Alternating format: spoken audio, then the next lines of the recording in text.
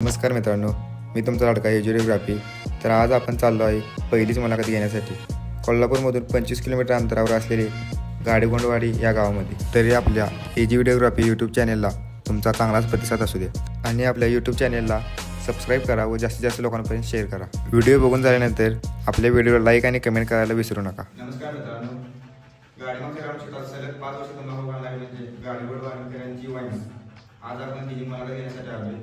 तर हे वाईन्सचे मालक पृथ्वीराज भैया, शहानाचे रायडर बंडाभाऊ कुंभार व त्यांचे नियोजक विशाल भैया रुग्ण. तुमचा परिचय सांगा. नमस्कार, माझं नाव पृथ्वीराज भैया, गाडेगोंडवाडी, तालुका करगिरी, जिल्हा कोल्हापूर. तुमचं शिक्षण किती झालं? माझं BE कंप्लीट झालं. आता तुम्ही काय करता? आता मी जॉबला आहे कंपनी आणि त्यासोबतच श्वानाचं नव्हतं. तुम्हाला नाद कधीपासून लागला? नाद मला गेली 9 वर्ष झालेलं आहे. तुमची सुरुवात कधी झाली नादात? म्हणजे असं शानशी तुम्ही पहिल्यांदा कुठं बघायला गेला अशी सुरुवात म्हणजे आमच्या इथं आमच्या गावाची जरा एक रेस झाली. तिथं आम्ही पहिल्यांदा श्वान पाळायला बघितले. त्यापासून आम्हाला हा नाद लागला. म्हणजे वाईन्स माझ्या आता तुम्ही लहान असताना घेतले? हो, लहान असताना. कुठून घेतली पहिलं? ती आराई गावातून घेतली. लाईन आई वडील? तिच्या आईचं नाव आराई घराची मस्तानी आणि बापाचं नाव शेरा अमित मोरे सावड. तिचा बाप जो आहे ना तो पंजाबवरून आलेला शेरा म्हणून. तो मस्तानीला मी केलेला. त्यांच्या पाहुण्याची मुलगी पैदा झाली. आता लहानपण तुम्ही कसं संगोपन केलं? ते लहानपणापासून म्हणजे पहिल्यांदा आलेलो म्हणजे त्याला व्यवस्थित पेढी डाएट आणि जास्त करून मोबाईल सोडवलं. लहानपणी काय ट्रेनिंग ट्रेनिंग 10 महिने कंप्लीट झाल्यानंतर ट्रेनिंग चालू केली. पहिल्यांदा आम्ही 12 महिन्याचे असताना म्हणजे इथं सरावाला प्रॅक्टिस येतात डाव्या रस्त्याला. त्यानंतर 13-14 महिने झाल्यानंतर आम्ही रेसला पळवली. राशिवड्यात पहिलंच मैदान होतं मोठे 5 रुपये 3,000 होतं. पहिल्याच मैदानाला 1 नंबर आला. पहिल्या मैदानात तुम्हाला यश मिळालं.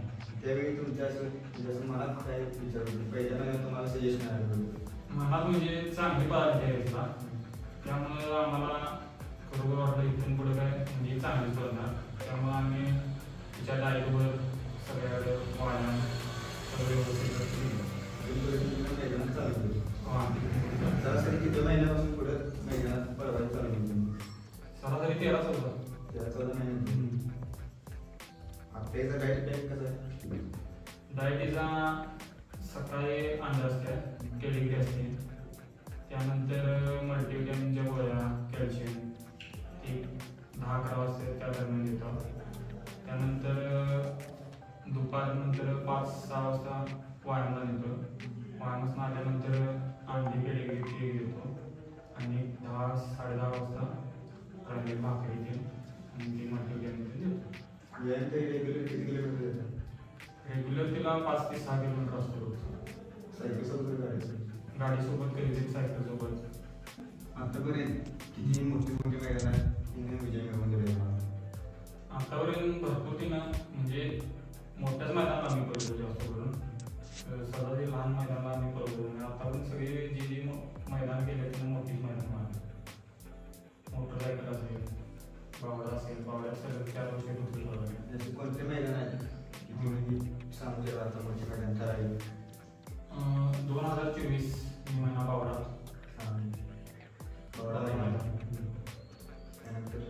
त्यानंतर कामात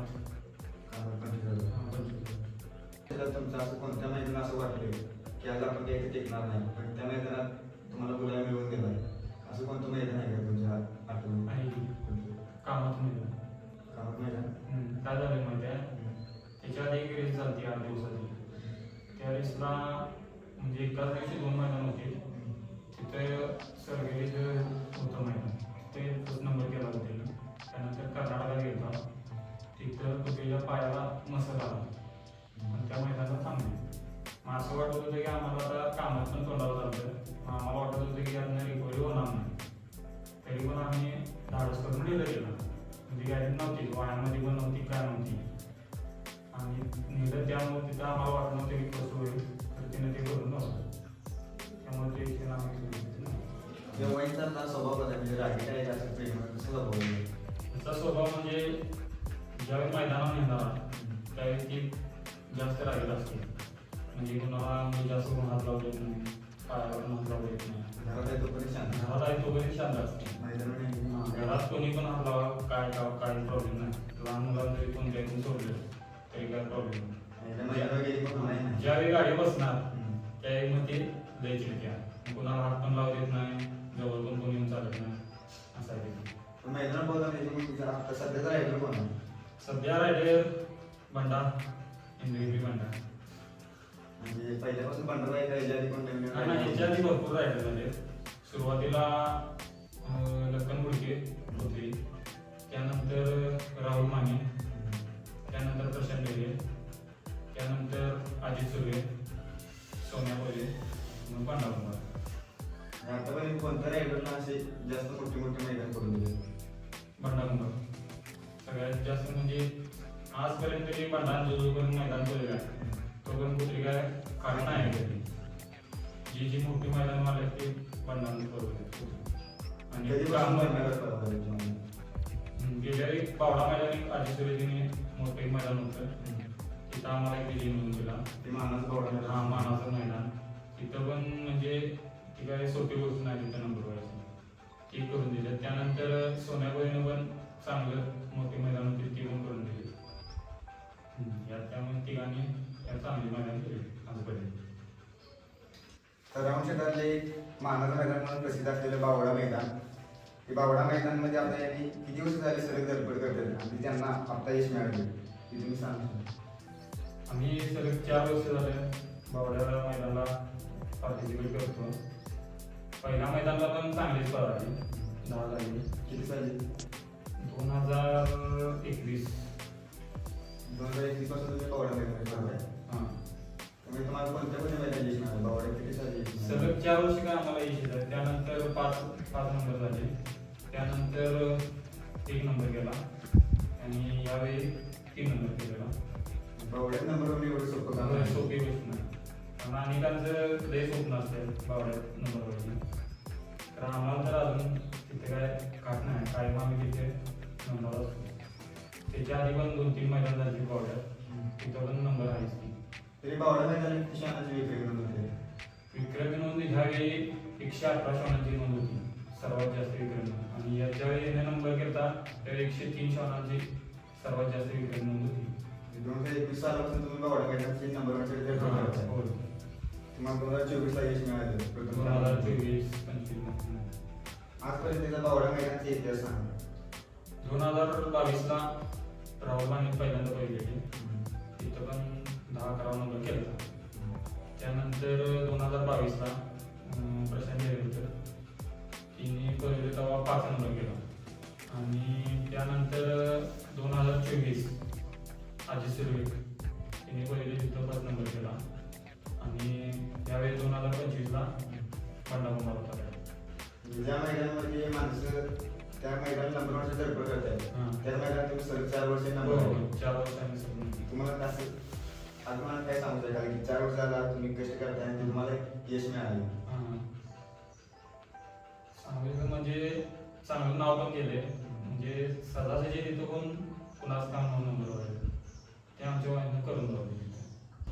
मैदानाचे टाइम टेबल असतात, टायमिंग करेक्ट असतं म्हणजे तुमच्या तुम्हाला सांगतात टायमिंग काय प्रॉब्लेम?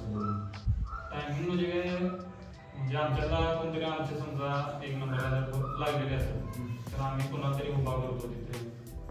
आणि एक ठिकाणी कसं होते, टायमिंग मारा काहीतरी करा, त्यानंतर बोलले की मग कमिटी म्हणते, कमिटी सांगते उद्या असं करू नका. म्हणजे टायमिंग मारा म्हणजे असं काय करू अन्याय कोणावर नको. कारण सगळेच कष्ट करतात, सगळेजण पैसे घालून येतात, सगळेच फी भरतात. अन्याय फक्त कोणावर करू नको. आता उन्हाळ्याची मैदान असतात, उन्हाळ्यात मैदान सगळेजण टायमिंग 11 ते 4 टाकतात.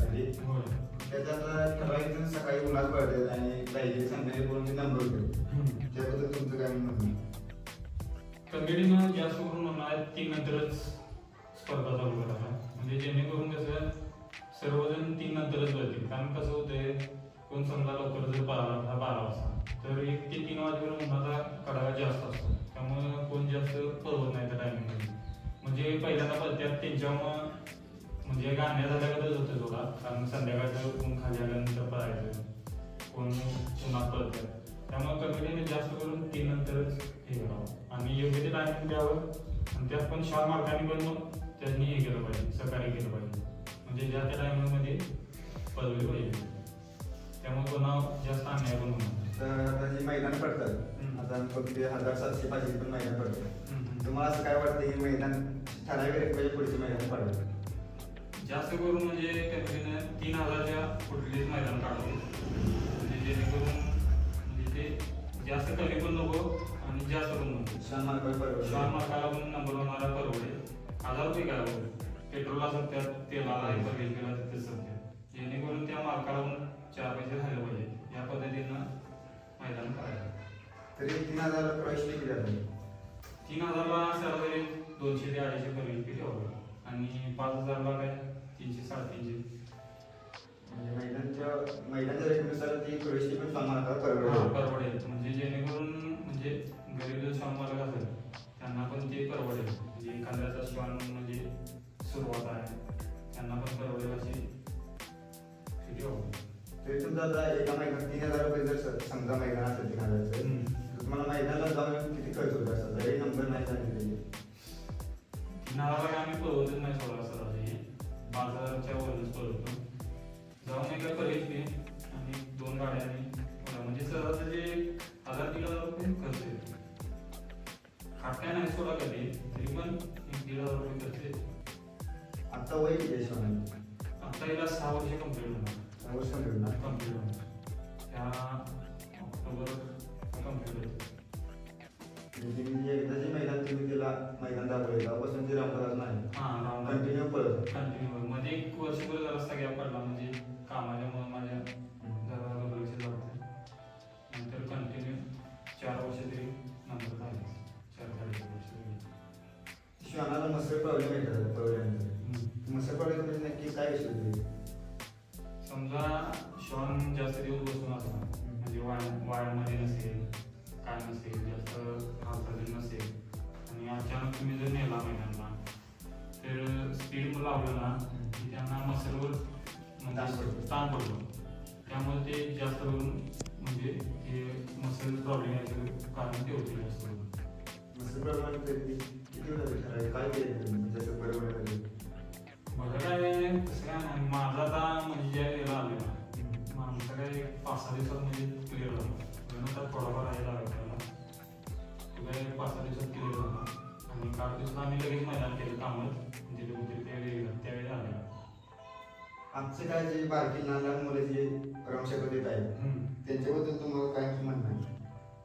या म्हणजे हा नाद पण चांगलाच आहे, म्हणजे काय दुसरा आपल्याला वेस्टर्निंग करण्यापेक्षा हा नाद केलेला कधी पण बरा.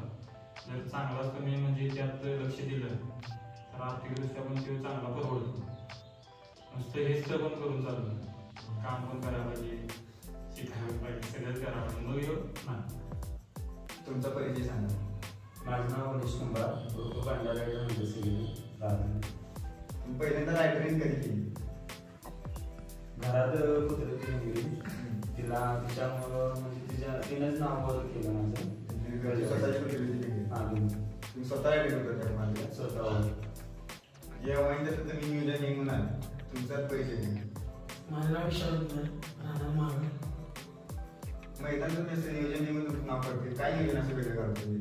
काय असं ते कलरची नियोजन आणल्या दिवशी काय कोणला उभा करायचं, कोण बाबा रायडर कोण बसवायचा, पट्टा किती आहे काय, बाबा पट्टा जास्त असला तर काय डबल बसायचं का सिंगलच बसायचं, काय असेल तसं नियोजन, पट्ट्या वगैरे मारायचं सगळं जे तुमच्याकडे. हां सगळं नियोजन. म्हणजे कुत्री जर बाबा काय कलरला गोळ वगैरे काय झाला तर बाबा डबल पळवायची का काय नाही पळवायची का, डबल पळवल्यानंतर म्हणजे लागल पानात का काय गोळ होईल असं सगळं नियोजन लावायचं.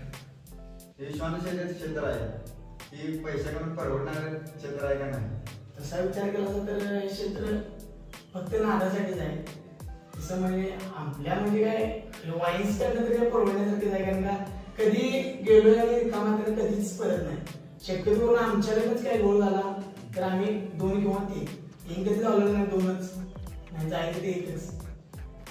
जास्त करून म्हणजे जायचं तर एकच आहे बघा, सहजा एक 25च खूप झालं. काय कलरिंग पण आमच्याकडेच काय गोळ झाला सहजा वाईन्स कधी काय नाही. तुम्हाला ते रमण क्षेत्र श्वान क्षेत्रात तुम्हाला पाठिंबा कोणाला म्हणायचं? घरच्याकडून काय पाठिंबा सपोर्ट? घरातल्यांचा तर 100% आहेच. आणि त्यानंतर म्हणजे आम्हाला जास्त अनुभव दिला असेल तर मग शिवाजी मामलेकर पार्टनर असतील, त्यांनी पण आम्हाला म्हणजे थोडं ज्ञान दिलं की असं करा, म्हणजे सगळ्या गोष्टी आम्हाला सांगितल्या, डाएट कसा द्यायचा, काय करायचं, त्यांना त्यांच्याकडून दिलं. त्यामुळे त्यांचा एक जास्त आम्हाला सपोर्ट आहे. त्यानंतर मग काय विशाल राजचोरे, बंडा मुंगार, आदित्य बालकर आणि सगळ्या गायकवाडी या 5 जणांच्यामुळे आम्ही चांगली मैदानात उभं राहिलो.